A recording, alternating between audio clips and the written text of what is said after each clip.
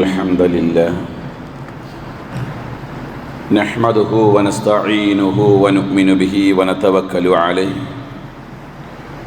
ونعوذ بالله من شرور أنفسنا ومن سيئات أعمالنا من يهده الله فلا مضل له ومن يضلل فلا هادي له وأشهد أن لا إله إلا الله وحده لا شريك له له الملك وله الحمد وهو على كل شيء قدير وأشهد أن محمدًا عبده ورسوله اللهم صل على محمد وعلى آل محمد كما صليت على إبراهيم وعلى آل إبراهيم وبارك على محمد وعلى آل محمد كما باركت على إبراهيم وعلى آل إبراهيم إنك حميد مجيد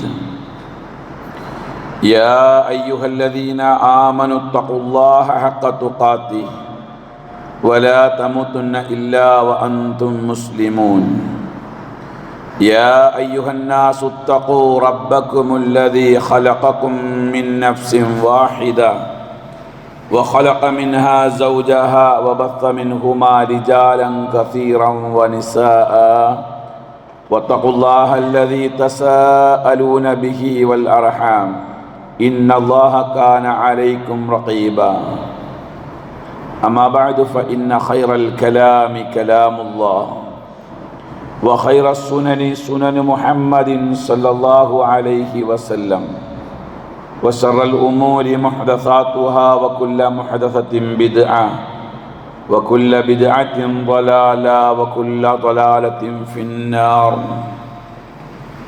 أعوذ بالله من الشيطان الرجيم بسم الله الرحمن الرحيم وأطيعوا الله ورسوله ولا تنازعوا فتفشلوا وتذهب ريحكم واصبروا إن الله مع الصابرين.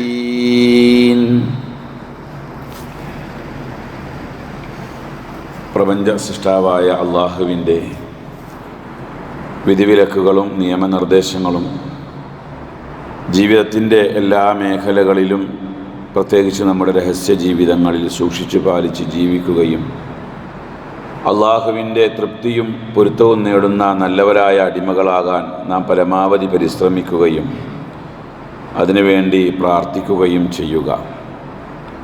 അള്ളാഹു തആല നമ്മെ അത്തരത്തിലുള്ള മുത്തഖീങ്ങളുടെ കൂട്ടത്തിൽ ഉൾപ്പെടുത്തി അനുഗ്രഹിക്കുമാറാകട്ടെ. പ്രിയമുള്ള മുഅ്മിനുകളെ, മുഅ്മിനാത്തുകളെ, നമ്മുടെ രാജ്യത്ത് കാശ്മീരിലെ പഹൽഗാം വിനോദസഞ്ചാര കേന്ദ്രത്തിൽ നടന്ന ഭീകരാക്രമണം മനസാക്ഷി മരവിക്കുന്ന കാഴ്ചയാണ് അവിടെ നിന്നുണ്ടായിട്ടുള്ളത്. നിരപരാധികളായ 26ഓളം മനുഷ്യന്മാരെ ഒരു പ്രകോപനവുമില്ലാതെ അതിനിഷ്ഠൂരമായി കൊന്നു തള്ളി. ഈ വിഷയത്തിൽ ആരെക്കാളും കൂടുതൽ ദുഃഖവും സങ്കടവും വിഷമമൊക്കെ ഉണ്ടാകുന്ന ആളുകളാണ് നമ്മൾ മുഅ്മിനീങ്ങൾ, വിശ്വാസികൾ. എൻ്റെ കാരണം ഒന്നാമത്തേത്, ആ 26 ആളുകളുടെ കുടുംബങ്ങൾ അനുഭവിച്ച നഷ്ടങ്ങളും അവരുടെ വേദനയും അവരുടെ മാനസിക പ്രയാസങ്ങളും ഒന്ന് നമ്മൾ ആലോചിച്ച് നോക്കണം. എന്തിനാണ് അവരെ കൊന്നത് എന്ന് കൊല ചെയ്യപ്പെട്ട ആളുകൾക്കും അറിയില്ല, കൊന്ന ആളുകൾക്കും അറിയില്ല. ഇനിയിപ്പോൾ അതിനു വേണ്ടി പറഞ്ഞു വിട്ട ആളുകളുണ്ടെങ്കിൽ അവർക്കും അറിയില്ല.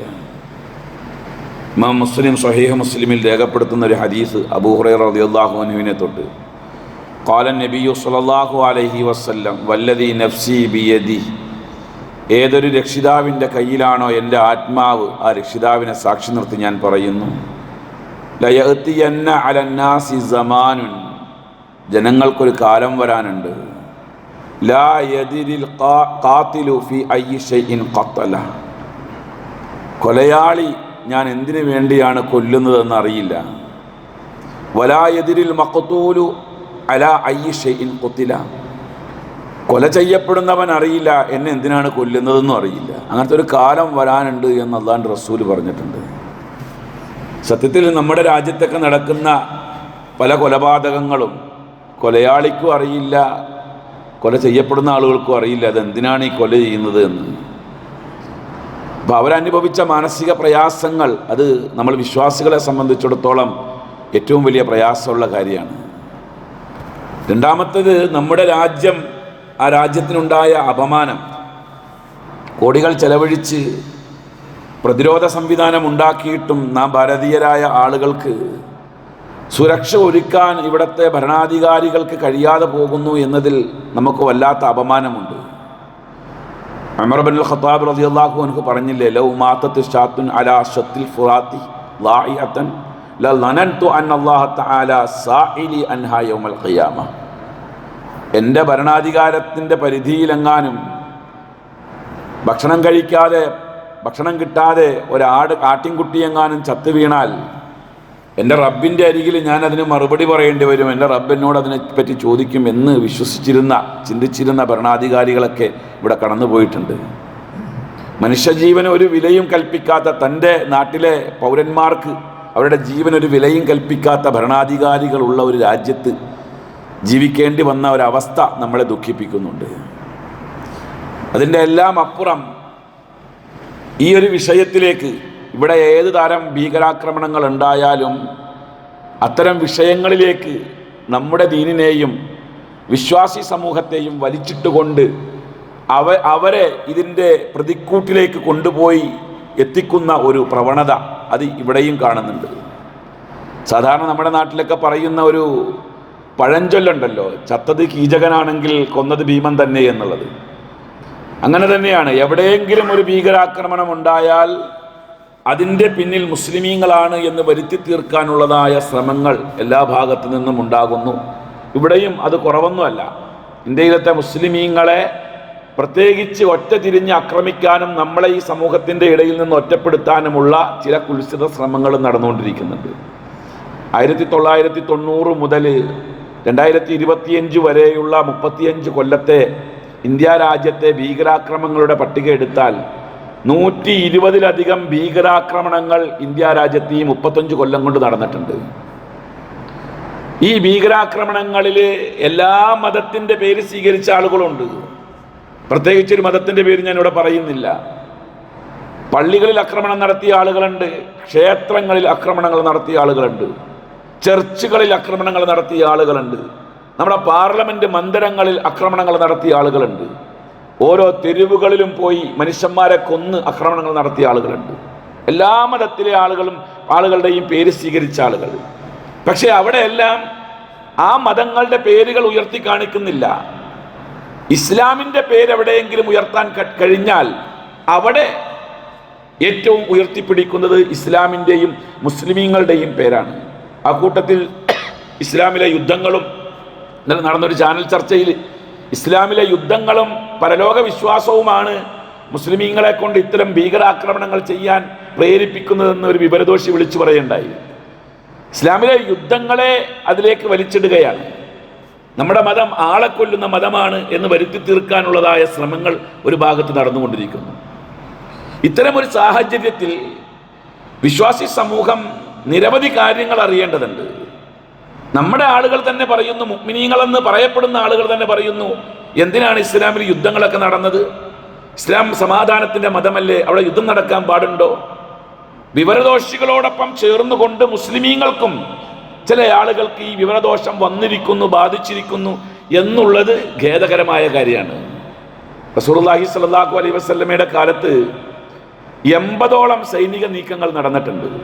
ശരിക്കും നമ്മൾ മനസ്സിലാക്കി വെക്കേണ്ട ഒരു കാര്യമാണ്. 80ഓളം സൈനിക നീക്കങ്ങളിൽ യുദ്ധം നടന്നിട്ടുള്ളത് 20 യുദ്ധങ്ങളാണ്. അതാണ് റസൂലിൻ്റെ കാലഘട്ടത്തിൽ. അതിൽ തന്നെ ആ യുദ്ധങ്ങളിൽ ആകെ കൊല ചെയ്യപ്പെട്ടത് 1018 പേരാണ്. 256 മുസ്ലിമീങ്ങളും 259 മുസ്ലിമീങ്ങളും 759 ഇസ്ലാമിൻ്റെ ശത്രുക്കളും. ആകെ 1018 പേരെ റസൂലുള്ളാഹിയുടെ യുദ്ധകാലഘട്ടത്തിൽ, ജീവിത കാലഘട്ടത്തിൽ നടന്ന യുദ്ധങ്ങളിൽ ഇവിടെ മരണപ്പെട്ടിട്ടുള്ളൂ. അതൊരു ചെറിയ സംഖ്യയാണ് എന്ന് ഞാൻ പറയുന്നില്ല, പക്ഷേ അതാണ് അവിടെ ഉള്ളത്. ആപേക്ഷികമായി നോക്കുമ്പോൾ അത് ഏറ്റവും ചെറിയ സംഖ്യയാണ്. കാരണം ഒന്നാം ലോക മഹായുദ്ധത്തിൽ 2,20,00,000 മനുഷ്യന്മാരാണ് ഇവിടെ കൊല ചെയ്യപ്പെട്ടത്.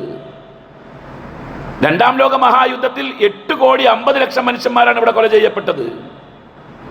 ഒക്ടോബർ വിപ്ലവത്തിന് ശേഷമുണ്ടായ ആഭ്യന്തര കലാപങ്ങളിൽ ലക്ഷങ്ങളാണ് ഇവിടെ മരണപ്പെട്ടത്. ഫ്രഞ്ച് വിപ്ലവത്തിൽ ലക്ഷക്കണക്കിന് മനുഷ്യന്മാർ ഇവിടെ കൊല ചെയ്യപ്പെട്ടു. ഇതിലൊന്നും ഒരു മുസ്ലിമിനും പങ്കില്ല എന്ന് നമ്മൾ മനസ്സിലാക്കണം. ഒരു ഇസ്ലാമിക രാഷ്ട്രത്തിനും ഇതിലൊന്നും പങ്കില്ല എന്ന് മനസ്സിലാക്കണം. നമ്മളുടെ മതം എന്ന് പറഞ്ഞാൽ മനുഷ്യ ജീവന് ഏറ്റവും വലിയ വില കൽപ്പിക്കുന്ന ഒരു മതമാണ് നമ്മുടെ മതം. വിശുദ്ധ ഖുർആൻ 5-ാം അധ്യായം സൂറത്തുൽ മാഇദയുടെ 32-ാമത്തെ വചനം അവസാനിക്കുന്ന ഒരു ഭാഗം ഇങ്ങനെയാണ്: മൻ ഖതല നഫ്സൻ ബിഗൈരി നഫ്സിൻ ഔ ഫസാദിൻ ഫിൽ അർളി.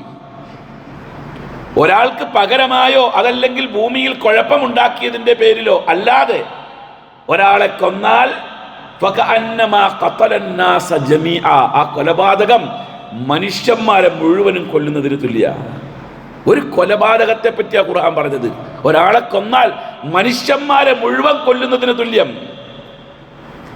അതുകൊണ്ട് തന്നെ ന്യായമല്ലാത്ത കൊലപാതകത്തെ ഇസ്ലാം ശക്തമായി എതിർക്കുന്നു. എന്താ ന്യായമായ കൊലപാതകം എന്ന് പറഞ്ഞാൽ? കൊലയ്ക്ക് കൊല ഇസ്ലാം അംഗീകരിക്കുന്നു. രാജ്യത്ത് കുഴപ്പമുണ്ടാക്കുന്നവരെ കൊല്ലുക. എന്തു കുഴപ്പം? ആഭ്യന്തര കലാപം, അതേപോലെ രാജ്യത്തിന്റെ രഹസ്യങ്ങൾ ചോർത്തിക്കൊടുക്കൽ പോലെയുള്ള കുഴപ്പമുണ്ടാക്കുന്ന ആൾക്കാരുണ്ട്. അവരെ കൊല്ലേണ്ടി വന്നാൽ കൊല്ലുക, അത് ഇസ്ലാം പറയുന്നുണ്ട്. അതല്ലാതെ ഒരു മനുഷ്യനെ കൊല്ലുക എന്നുള്ളത് ഒരിക്കലും ഇസ്ലാം അംഗീകരിക്കുന്നില്ല. അല്ലാഹു പറഞ്ഞു: വലാ തഖ്തുലുൻ നഫ്സല്ലതി ഹറമല്ലാഹു ഇല്ലാ ബിൽ ഹഖ്. ഒരാളെയും കാരണം കൂടാതെ കൊല്ലാൻ പാടില്ല. 26 മനുഷ്യന്മാരെ വെടിവെച്ച് അങ്ങോട്ട് കൊല്ലുമ്പോൾ എന്തിനാണ് അവരെ കൊന്നത്? ഒരു കാരണമില്ല. ഒരു പ്രകോപനം പോലും ആ പാവപ്പെട്ട മനുഷ്യന്മാരുടെ ഭാഗത്തുനിന്നുണ്ടായിട്ടില്ല. ഖുർആൻ പറഞ്ഞ വാക്കിതാണ്: നിങ്ങൾ കൊല്ലാൻ പാടില്ല ഒരു കാരണമില്ലാതെ. ദാലികും വസ്സാകും ബിഹി ലഅല്ലകും തഅഖിലൂൻ. ഇത് നിങ്ങൾ ബുദ്ധി കൊടുത്ത് ചിന്തിക്കാൻ വേണ്ടി നിങ്ങളുടെ റബ്ബ് നിങ്ങളോട് ചെയ്യുന്ന ഒരു വസിയത്താണ്. കൊല്ലാൻ പാടില്ല. ഇബാദുർ റഹ്മാൻ എന്ന് പറഞ്ഞ് വിശുദ്ധ ഖുർആനിൽ റഹ്മാനായ അള്ളാഹുവിൻ്റെ അടിമകളുടെ ലക്ഷണങ്ങൾ പറയുന്നുണ്ട്. അതിൽ 5-ാമത് പറഞ്ഞ ലക്ഷണം വല്ലദീന ലാ യദ്ഉന മഅല്ലാഹി ഇലാഹൻ ആഖറ. ആ കൂട്ടം ആളുകൾ അള്ളാഹിന്റെ പുറമെ വേറെ ആരെയും വിളിച്ച് പ്രാർത്ഥിക്കൂല. വലാ യഖ്തുലൂന നഫ്സല്ലതി ഹറമല്ലാഹു ഇല്ലാ ബിൽ ഹഖ്. അള്ളാഹു നിഷിദ്ധമാക്കിയ ആൾക്കാരെ കൊല്ലാൻ പാടില്ലാത്ത ആൾക്കാരെ കൊല്ലൂല. കാരണമുണ്ടെങ്കിൽ കൊല്ലാം. അത് കാരണമായിരിക്കണം. വ്യക്തമായ കാരണങ്ങൾ ഓരോ രാഷ്ട്രങ്ങളും പഠിപ്പിക്കുന്നുണ്ട്. ഒരു രാജ്യത്ത് കാരണമുണ്ടാകും, ഒരു മതത്തിന് കാരണമുണ്ടാകും. അതിൻ്റെ പേരിൽ ആകാം എന്നല്ലാതെ ഒരു കാരണവുമില്ലാതെ മനുഷ്യന്മാരെ കൊല്ലാൻ പാടില്ല. യുദ്ധ നിയമങ്ങളുടെ കൂട്ടത്തിൽ ഇസ്ലാം പറഞ്ഞ യുദ്ധ നിയമം വേറെ എവിടെയും വേറൊരു മതവും പറഞ്ഞിട്ടില്ല, ഒരു രാജ്യവും പറഞ്ഞിട്ടില്ല. അല്ലാഹുവിന്റെ റസൂൽ യുദ്ധത്തിന് പോകുമ്പോൾ പറയും: കുട്ടികളെ കൊല്ലരുത്, വൃദ്ധന്മാരെ കൊല്ലരുത്, ശാരീരിക വൈകല്യങ്ങൾ നേരിട്ടിരിക്കുന്ന മനുഷ്യന്മാരെ കൊല്ലരുത്, അംഗവൈകല്യം പരിമിതപ്പെട്ട ആളുകൾ അവരെ കൊല്ലരുത്, സ്ത്രീകളെ കൊല്ലരുത്. ഒരു യുദ്ധം കഴിഞ്ഞപ്പോൾ ഒരു സ്ത്രീയുടെ മയ്യത്ത് കണ്ട്, ഒരു സ്ത്രീ കൊല ചെയ്യപ്പെട്ടിരിക്കുന്നത് കണ്ട് നബി സല്ലല്ലാഹു അലൈഹി വസല്ലമ ചോദിച്ചു: ഇത് ആരാണ് കൊന്നത് ഈ പെണ്ണിനെ? അപ്പൊ ഒരു സഹാബി പറഞ്ഞു: ഞാനാണ് കൊന്നത് നബിയെ. കൊല്ലാൻ പാടില്ല എന്നറിഞ്ഞൂടെ? അദ്ദേഹം പറഞ്ഞു: അബദ്ധത്തിൽ സംഭവിച്ചു പോയതാണ്, ആയുധം മാറിക്കേറിപ്പോയതാണ്. അയാൾ വെറുതെ വിട്ടു.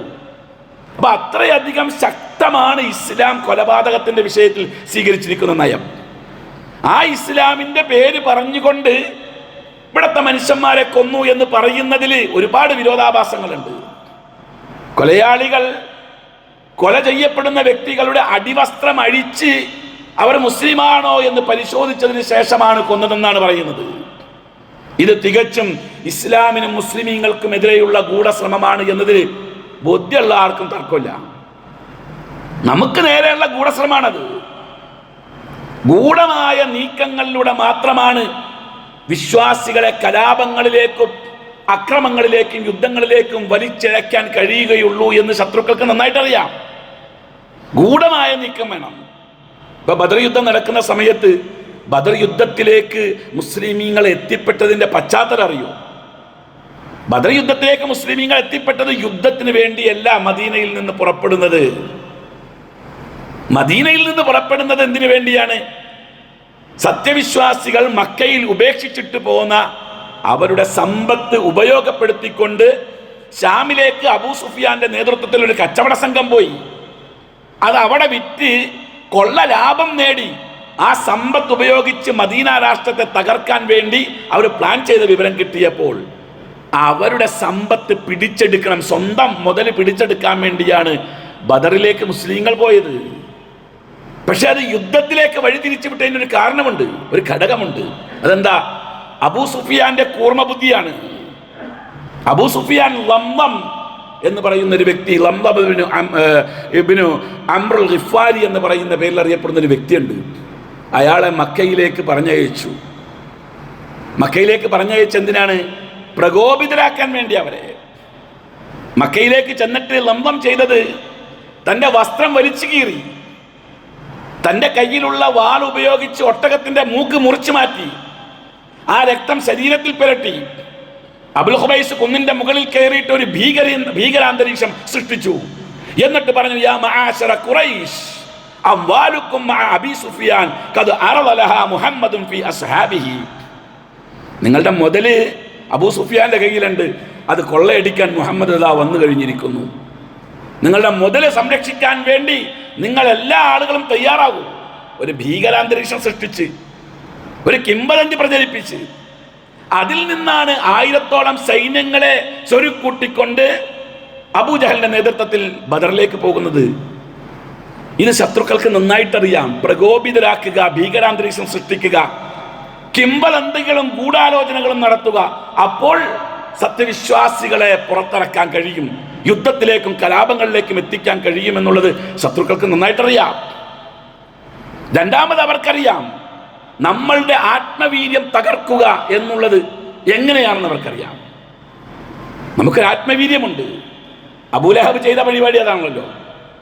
റസൂലുള്ളാഹി സ്വല്ലല്ലാഹു അലൈഹി വസല്ലമ ലാ ഇലാഹ ഇല്ലല്ലാഹ് പറയൂ, ഖൂലു ലാ ഇലാഹ ഇല്ലല്ലാഹ് തുഫ്ലിഹു, നിങ്ങൾ ലാ ഇലാഹ ഇല്ലല്ലാഹ് പറയൂ, നിങ്ങൾക്ക് വിജയിക്കാം എന്ന് പറഞ്ഞുകൊണ്ട് പ്രബോധനം നടത്തുമ്പോൾ അബൂലഹബ് പുറകെ നടന്നിട്ട് പറയും, ലാ തുസദ്ദിഖു ഫഇന്നഹു കദ്ദാബ്. അയാൾ പറയണത് അംഗീകരിക്കണ്ട, അയാൾ കളവാണ് പറയുന്നത് എന്ന്. കേട്ട് നിൽക്കുന്ന ആൾക്കാർ ചോദിക്കും, മൻഹാദ, ഇത് ആരൊക്കെയാണ്? അപ്പൊ ആളുകൾ പറയും, ഹാദാ മുഹമ്മദ് ബിൻ അബ്ദില്ല.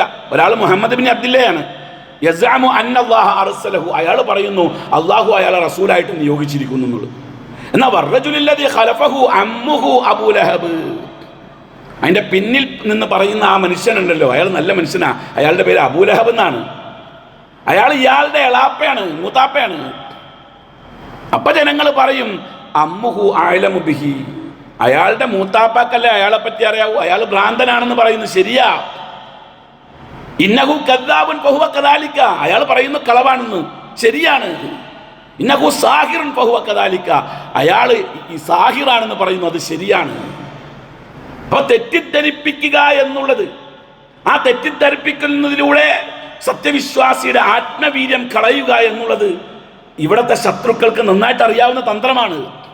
ആ തന്ത്രം ഇവിടെയും ഉപയോഗിക്കുന്നുണ്ട് എന്നുള്ളത് നമ്മൾ മനസ്സിലാക്കുക.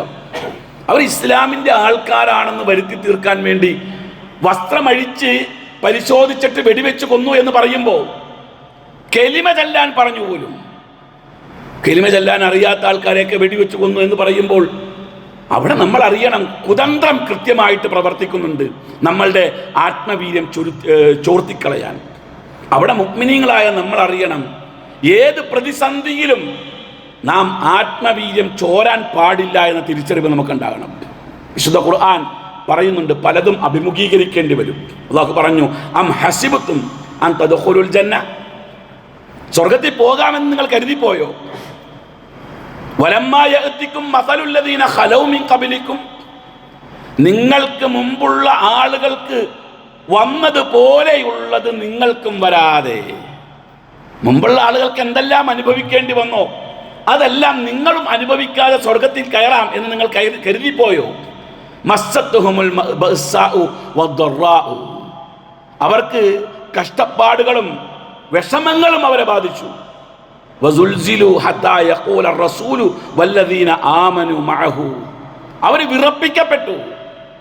അവരുടെ കൂട്ടത്തിലെ പ്രവാചകനും സത്യവിശ്വാസികളും പറഞ്ഞു പോയി, മത്താ നസ്റുല്ലാ, ഇനി എപ്പോഴാണ് അള്ളാന്റെ സഹായം ഉണ്ടാകുക എന്ന് പറഞ്ഞു പോയി. അത്രമാത്രം വിറപ്പിക്കപ്പെട്ടു. വിശുദ്ധ ഖുർആൻ 2-ാം അധ്യായം സൂറത്തുൽ ബഖറയിലെ 214-ാമത്തെ വചനമാണത്.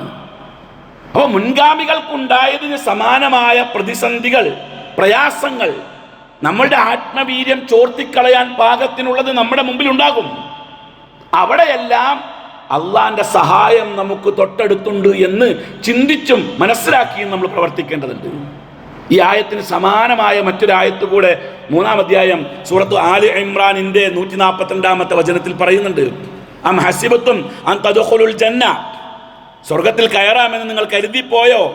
വലമ്മാ യഅലമില്ലാഹു അല്ലദീന ജാഹദു മിൻകും വയഅലമസ് സ്വാബിരീൻ, നിങ്ങളുടെ കൂട്ടത്തിലെ പോരാളികളും നിങ്ങളുടെ കൂട്ടത്തിലെ ക്ഷമാശീലരും ആരൊക്കെയാണെന്ന് തിരിച്ചറിയാതെ വരെ സ്വർഗത്തിൽ പ്രവേശിക്കാമെന്ന് നിങ്ങൾ കരുതിപ്പോയോ എന്ന് ഖുർആൻ ചോദിക്കുന്നുണ്ട്. ആ ആയത്തിനൊരു പശ്ചാത്തലമുണ്ട്, അതിറങ്ങാനൊരു സാഹചര്യമുണ്ട്. ആ സാഹചര്യം ഉഹുദ് യുദ്ധവുമായി ബന്ധപ്പെട്ട സാഹചര്യമാണ്. ഉഹുദ് യുദ്ധവുമായി ബന്ധപ്പെട്ടതെന്ന് പറയുമ്പോൾ ബദറിന് പകരം മറുപടി എന്ന വണ്ണമാണ് ഉഹുദ് യുദ്ധം നടക്കുന്നത്. 70ഓളം ആളുകളെ ബദർ യുദ്ധത്തിൽ അറസ്റ്റ് ചെയ്തിരുന്നു. ഈ 70ഓളം ആളുകളെ എന്ത് ചെയ്യണം, ശത്രുക്കളെ അറസ്റ്റ് ചെയ്തപ്പോൾ എന്ത് ചെയ്യണമെന്നൊരു ചർച്ച വന്നു. പൊതുവെ അറബികൾക്കിടയിൽ യുദ്ധത്തിന് തടവുകാരായി പിടിക്കപ്പെടുന്ന ആളുകളെ കൊന്നുകളയുക എന്നുള്ളതാണ് അന്നത്തെ സമ്പ്രദായം. ആ സമ്പ്രദായം അനുസരിച്ച് ഉമർ ഇബ്നുൽ ഖത്താബ് റളിയല്ലാഹു അൻഹു പറഞ്ഞു, കൊന്നുകളയാം എന്ന് പറഞ്ഞു. അബൂബക്കർ സിദ്ദീഖ് റളിയല്ലാഹു അൻഹു പറഞ്ഞു, നബിയെ, എന്തെങ്കിലും ഫിദിയ വാങ്ങിയിട്ട്, എന്തെങ്കിലും പൈസ വാങ്ങിയിട്ട് നമുക്ക് അവരെ വെറുതെ വിടാം എന്ന് പറഞ്ഞു. ഈ രണ്ട് അഭിപ്രായങ്ങൾക്കിടയിൽ നിൽക്കുമ്പോഴാണ് ജിബ്രീൽ അലൈഹിസ്സലാം അല്ലാഹുവിന്റെ റസൂലിനോട് പറയുന്നത്, നബിയെ, രണ്ടഭിപ്രായവും നിങ്ങൾക്ക് സ്വീകരിക്കാം, അത് നിങ്ങളുടെ ഇഷ്ടം. വെറുതെ വിടണമെങ്കിൽ വെറുതെ വിടാം, കൊല്ലണമെങ്കിൽ കൊല്ലാം. അള്ളാഹു അങ്ങനെ അനുവാദം തന്നിട്ടുണ്ട്. പക്ഷെ വെറുതെ വിട്ടാൽ, അതുകൂടെ പറഞ്ഞു, വെറുതെ വിട്ടാൽ ഈ 70 ആളുകൾ പോയി സംഘടിച്ച് കൃത്യം 1 കൊല്ലം പൂർത്തിയാകുമ്പോഴേക്കും പ്രതികാരത്തിന് അവർ വരും. എന്നിട്ട് സത്യവിശ്വാസികളിൽ നിന്ന് 70 പേരെ അവർ കൊല്ലും. ജിബ്രീൽ അലൈഹിസ്സലാം കൊടുത്ത വാണിംഗ് ആണത്. വെറുതെ വിടണമെങ്കിൽ വിടാം, അതല്ല കൊല്ലണമെങ്കിൽ കൊല്ലാം. റസൂലുള്ളാഹി സ്വല്ലല്ലാഹു അലൈഹി വസല്ലം ആ 70 പേരെയും വെറുതെ വിട്ടൊരു രംഗമുണ്ട്. കൊല്ലാമായിരുന്നു. ഇസ്ലാം കൊല്ലുന്ന മതമാണെങ്കിൽ അവിടെ കൊല്ലാമായിരുന്നു, പക്ഷെ കൊന്നില്ല. ആ 70 ആളുകളിൽ പ്രമുഖരായ ആളുകൾ സംഘടിച്ചുകൊണ്ടാണ് ബദർ യുദ്ധത്തിന് മറുപടി എന്ന വണ്ണം ഉഹദിലേക്ക് വരുന്നത്. ഉഹദിലേക്ക് വന്നപ്പോൾ നബി സല്ലല്ലാഹു അലൈഹി വസല്ലമ സത്യവിശ്വാസികൾക്ക് ഒരു നിർദ്ദേശം കൊടുത്തു. 50ഓളം അമ്പെയ്ത്തുകാരെ തയ്യാറാക്കി നിർത്തി ജബലുർ റുമാത്തിന്റെ മുകളിൽ കയറ്റി നിർത്തി, ഒരു പർവ്വതത്തിന്റെ മുകളിൽ. എൻ്റെ കൽപ്പന കിട്ടിയതിന് ശേഷം മാത്രമേ ആ പർവ്വതത്തിന്റെ മുകളിൽ നിന്ന് താഴേക്ക് ഇറങ്ങാൻ പാടുള്ളൂ എന്ന നിർദ്ദേശം കൊടുത്തു. പക്ഷേ യുദ്ധത്തിന്റെ ആദ്യഘട്ടത്തിലെ വിജയം കണ്ടപ്പോൾ 50 അമ്പെയ്ത്തുകാരിൽ നിന്ന് 40 പേര് താഴേക്കിറങ്ങി. റസൂലുള്ളാഹിയുടെ കൽപ്പന ധിക്കരിച്ചു. അവിടെയാണ് നമ്മൾ അറിയേണ്ടത്, അള്ളാഹുവും അള്ളാഹിന്റെ റസൂലും ഒരു കാര്യം നമ്മളോട് കൽപ്പിച്ചിട്ടുണ്ട് എങ്കിൽ ആ കൽപ്പന ധിക്കരിക്കുകയോ മറന്നു കളയുകയോ ചെയ്യുന്നവരുടെ ആത്മവീര്യം ചോർന്നു പോകും. ഇത് നമ്മളെക്കാൾ നന്നായിട്ട് ആർക്കറിയാം? ശത്രുക്കൾക്കറിയാം. വിശുദ്ധ ഖുർആൻ 8-ാം അധ്യായം സൂറത്തുൽ അൻഫാലിന്റെ 46-ാമത്തെ വചനം ആ ഭാഗം പറയുന്നുണ്ട്, വഅതിഉല്ലാഹ വറസൂലഹു, നിങ്ങൾ അള്ളാഹുവിനും അള്ളാഹിന്റെ റസൂലിനെയും വഴിപ്പെടുക. വലാ തനാസഉ, നിങ്ങൾ ഭിന്നിച്ചു പോകരുത്. അങ്ങനെ ഭിന്നിച്ചാൽ ഫതഫ്ശലു വതദ്ഹബ റീഹുക്കും, നിങ്ങൾക്ക് ഭീരത്വം പിണയുകയും നിങ്ങളുടെ ആത്മവീര്യം പോയി പോവുകയും ചെയ്യും. ഖുർആന്റെ പ്രഖ്യാപനം അതാണ്. അപ്പൊ റബ്ബിന്റെയും റസൂലിന്റെയും കൽപ്പനയെ ധിക്കരിക്കുക എന്ന പ്രവണത നമ്മുടെ ജീവിതത്തിൽ ഉണ്ടായിക്കഴിഞ്ഞാൽ തീർച്ചയായും കിംവദന്തികൾക്ക് അവിടെ പ്രസക്തിയേറും. ഉഹദ് യുദ്ധത്തിൽ മുസ്ലിമീങ്ങൾക്ക് ഏറ്റവും വലിയ പരാജയം അള്ളാഹിന്റെ റസൂലിന്റെ കൽപ്പന ധിക്കരിച്ച് താഴേക്ക് ഇറങ്ങിക്കഴിഞ്ഞപ്പോൾ ഒരു കിംവദന്തി അവിടെ പ്രചരിച്ചു. ഒരു വാർത്ത. എന്താ വാർത്ത? ഇന്നി ഖതൽതു മുഹമ്മദ, ഇന്നി ഖതൽതു മുഹമ്മദ, ഞാൻ മുഹമ്മദിനെ കൊന്നൊരു വാർത്ത. കള്ളവാർത്തയാണ്. ആ വാർത്ത പെട്ടെന്ന് സ്പ്രെഡായി. സഹാബികളുടെ ആത്മവീര്യം പോയി. 70ഓളം സത്യവിശ്വാസികൾ ഉഹുദ് രണാങ്കണത്തിൽ രക്തസാക്ഷികളായത് ഈ ഒരു കള്ളവാർത്തയുടെ പിന്നിൽ നിന്നാണ്. അതുകൊണ്ട് തന്നെ നമ്മൾ മുഅ്മിനീങ്ങൾ കള്ളവാർത്തകളുടെ പിറകെ പോകാതിരിക്കുക. നമ്മൾ പരമാവധി അള്ളാഹുവിനെ ഇതാഅത്ത് ചെയ്ത് അള്ളാഹിന്റെ റസൂലിന് വഴിപ്പെട്ടുകൊണ്ട് വിധേയമായി ജീവിക്കാൻ തയ്യാറാവുക. ദീനിന്റെ പൂർണ്ണതയിലേക്ക് മടങ്ങിയെങ്കിൽ മാത്രമാണ് നമുക്ക് വിജയം കൈവരിക്കാൻ കഴിയുള്ളൂ. ഇവിടെ കിംവദന്തികൾ പ്രചരിപ്പിക്കുന്ന ഒരു ഭാഗത്തുണ്ടാകാം, വർഗീയതയ്ക്ക് വേണ്ടി പണിപ്പെടുന്ന ആളുകളുണ്ടാകാം, ഭീകരവാദികളെന്ന് മുദ്ര കുത്തുന്ന ആളുകളുണ്ടാകാം, ശാരീരികോപദ്രവത്തിന് വേണ്ടി വാളുകൾക്ക് മൂർച്ച കൂട്ടുന്നവരുണ്ടാകാം. പക്ഷേ നമ്മൾ മുഅ്മിനീങ്ങളാണ് എങ്കിൽ നമ്മളെ തൊടാൻ ഇവിടെ ആർക്കും കഴിയില്ല എന്നൊരു തിരിച്ചറിവ് ഉണ്ടാകണം. അള്ളാഹു നമുക്ക് അത്തരത്തിൽ ഈമാൻ ശക്തിപ്പെടുത്തി ജീവിക്കുവാൻ തൗഫീഖ് തന്ന് അനുഗ്രഹിക്കുമാറാകട്ടെ. അഖൂലു ഖൗലി ഹാദാ വഅസ്തഗ്ഫിറുല്ലാഹ ലി വലക്കും വഅസ്തഗ്ഫിറുനി വഅൻകും വഅൻ ജമീഇൽ മുസ്ലിമീന വൽ മുഅ്മിനീന അജ്മഈന ഫസ്തഗ്ഫിറു ഇന്നഹു തആല മലികും ബർറു റഊഫുർ റഹീം.